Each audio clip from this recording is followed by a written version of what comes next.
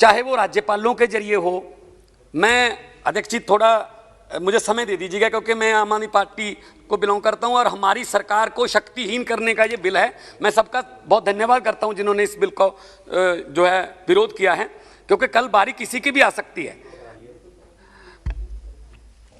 उपाध्यक्ष जी 22-23 साल से बीजेपी सत्ता से बाहर है दिल्ली से, तो इनको हार हजम नहीं हो रही। खुद इलेक्शन भी लड़ते हैं, चलो ठीक है, डेमोक्रेटिक राइट है सबका, विचारिक मतभेद हो सकते हैं। आप हार गए तो विपक्ष में बहना सीखिए।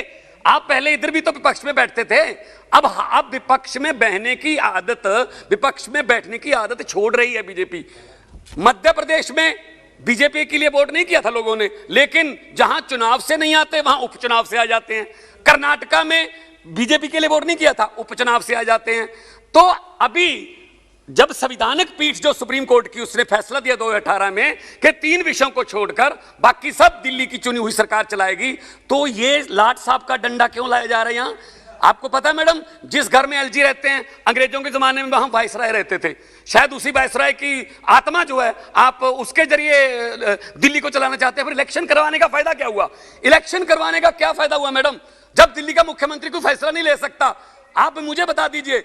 और उस आदमी को जो मेगासेस से अवार्ड विनर है, उसको पता नहीं नार्किस्ट, नाली का कीड़ा, पता नहीं ये वो ऐसा आदमी है जिसने कहा कि मेरा 5 साल का काम देख लो। दिल्ली की जनता को कहा अगर काम अच्छे लगते हैं तो वोट कर देना, वरना नहीं।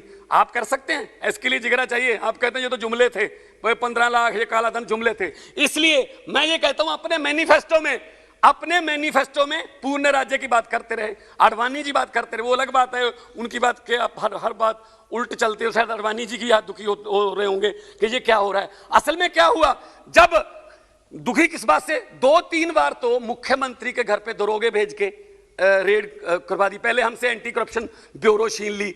अब क्या दिक्कत है भाई, आपको क्यों विपक्ष में बैठने से दिक्कत क्या है? आपकी 8 सीटें हैं, 8 एमएलए हैं, वहां रखें।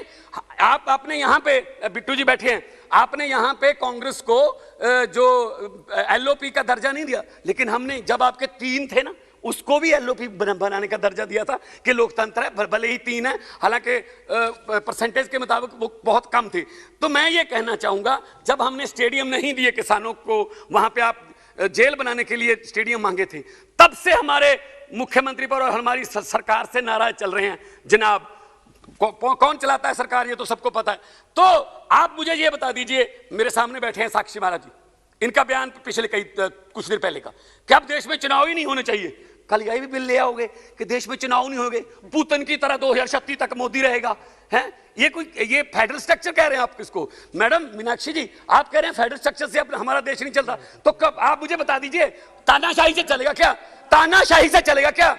आप वकील हो, इसका मतलब ये नहीं है।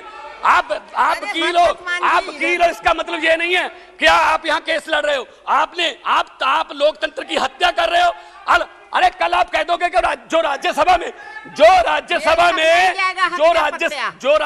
में चुने हुए दिल्ली के 3 सांसद हैं, वो किसी वोटिंग में भी नहीं हिस्सा ले सकते, वो किसी डिबेट में नहीं आ सकते, क्योंकि वो तो उन एमएलए ने चुने हैं जिनके पास शक्ति नहीं है।